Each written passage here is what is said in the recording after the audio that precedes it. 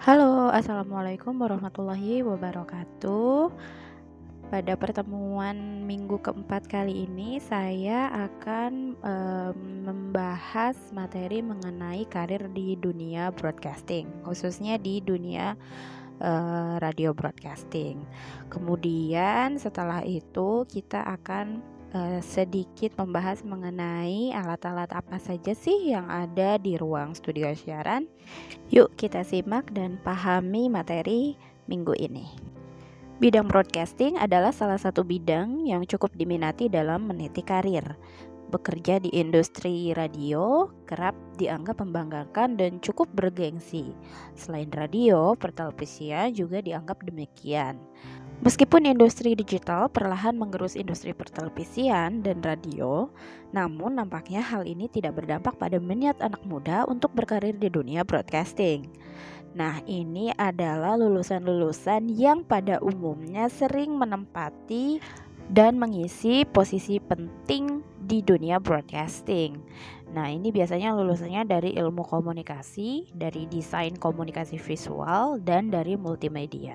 Apakah jurusan lain di perkuliahan tidak bisa masuk ke dunia broadcasting? Tentu saja bisa, namun starting point-nya atau titik nolnya akan berbeda dengan teman-teman yang memang belajar dan sekolah di jurusan yang 3 ini. Bagi teman-teman yang tertarik untuk berkarir di bidang ini, saya sedikit merangkumkan prospek kerja seperti apa sih yang ada di dunia broadcasting.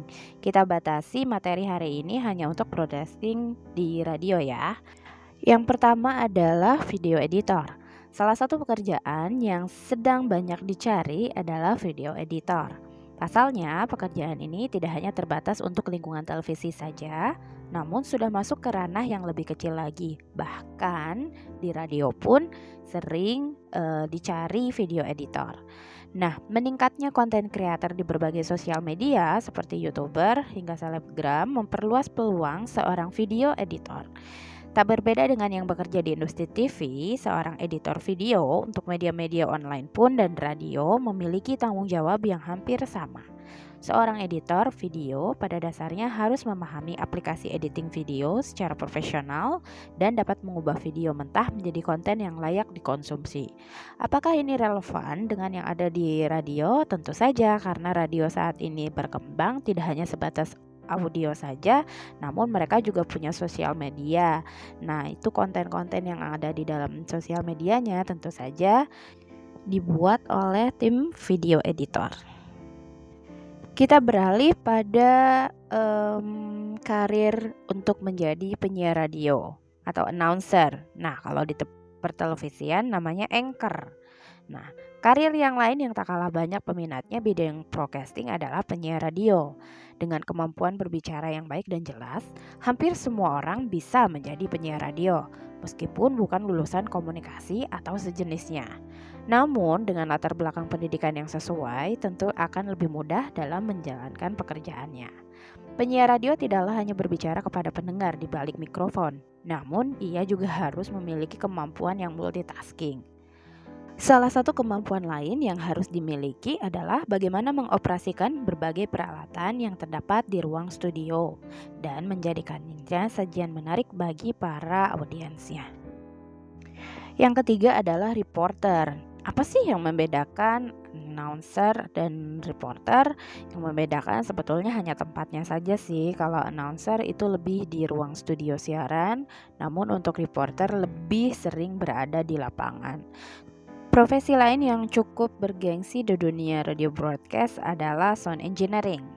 Dia memiliki tanggung jawab terhadap kualitas audio pada satu tayangan musik ataupun musik yang sedang mengudara.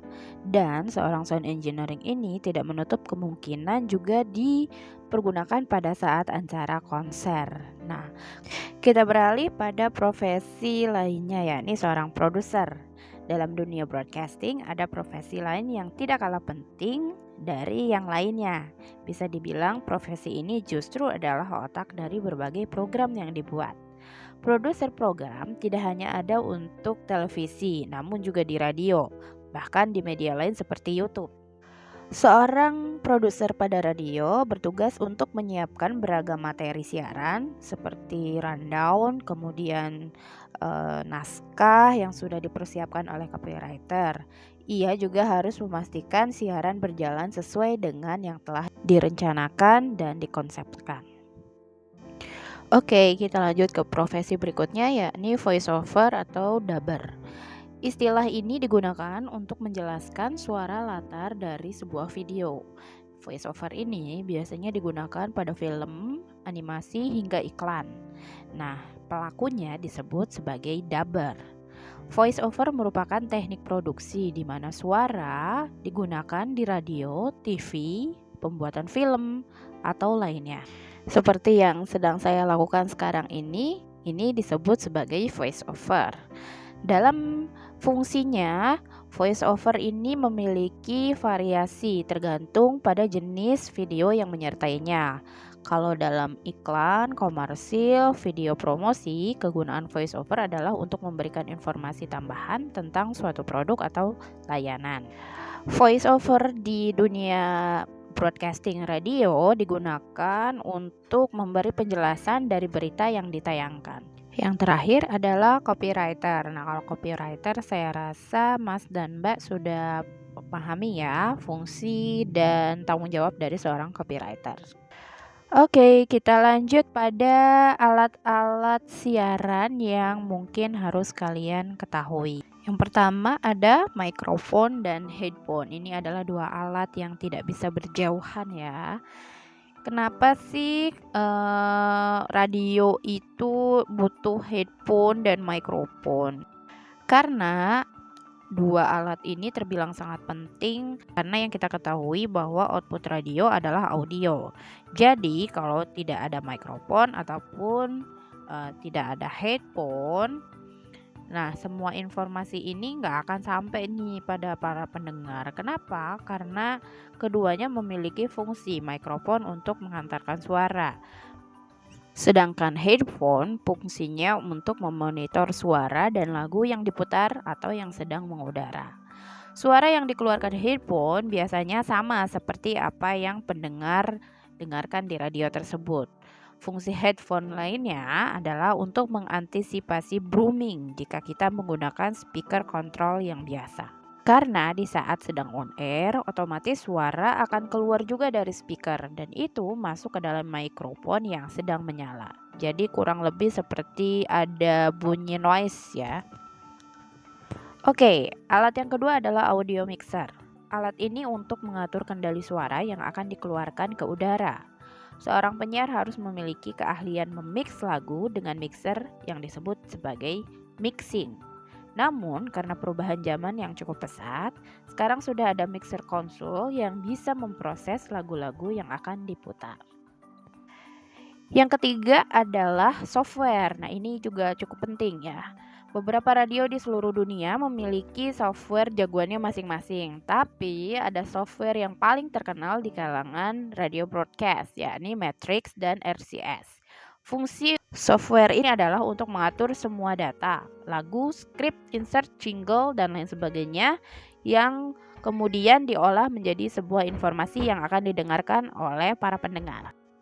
Alat lainnya yang memang harus ada di ruang studio siaran adalah komputer. Nah, ini biasanya nih komputer ini ada dua biasanya. Yang pertama komputer untuk mengoperasikan software. Nah, yang kedua adalah komputer yang terkoneksi dengan internet. Komputer yang terkoneksi dengan internet ini biasanya digunakan untuk keperluan sosial media. Jadi si penyiar ini nih biasanya berinteraksi dengan pendengarnya melalui sosial media, bisa melalui Instagram, Twitter, kemudian ada Facebook dan lain sebagainya. Kemudian ada alat yang namanya STL, Studio Transmitter Link. Ini juga penting nih. Namanya STL ini berguna untuk memancarkan program siaran dari studio ke pemancar dengan lokasi yang berbeda. Nah, biasanya nih di sebelahnya STL ini ada CD player. CD player ini dipergunakan kalau tiba-tiba komputernya ngehang ya, terjadi hal-hal aksidental yang tidak diinginkan. Nah, ini biasanya bisa digunakan untuk pengganti lagu ataupun suara-suara yang keluar dari komputer. Nah, alat selanjutnya yang ada di ruang studio siaran adalah telepon hybrid. Hybrid adalah sebuah alat yang mengkonversi sambungan telepon biasa ke mixer siaran. Dengan ini, si penyiar bisa berkomunikasi langsung dengan si pendengar. Biasanya hybrid ini diaktifkan sebelum fader mixer digeser ke atas. Hal ini untuk mengantisipasi adanya bunyi yang tidak diinginkan terdengar oleh para pendengar. Yang terakhir adalah webcam.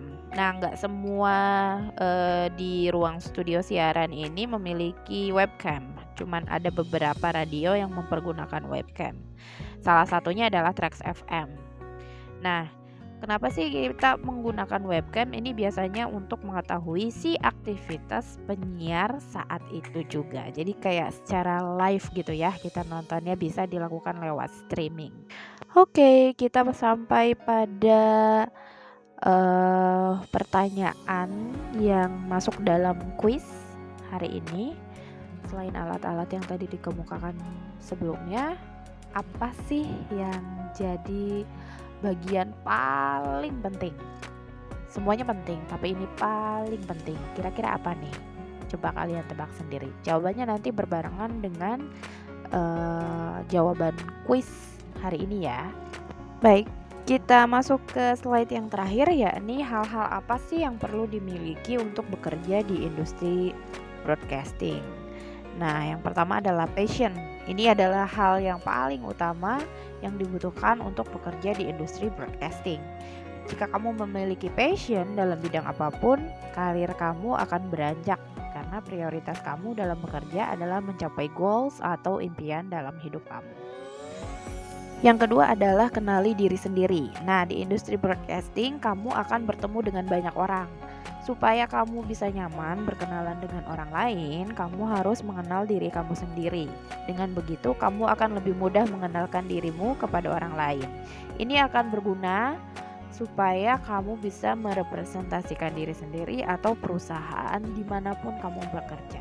Yang ketiga adalah skill. Nah, ini tuh semacam keunggulan Mas dan Mbak yang memang sudah mengambil jurusan di ilmu komunikasi dan jurusan lainnya ya, yang DKV dan multimedia yang sudah diungkapkan sebelumnya. Nah, ini tuh karena kita sudah dibekali terlebih dahulu baik secara teori maupun secara praktek. Jadi ketika kita terjun ke dunia broadcasting, kita udah gak kaget lagi.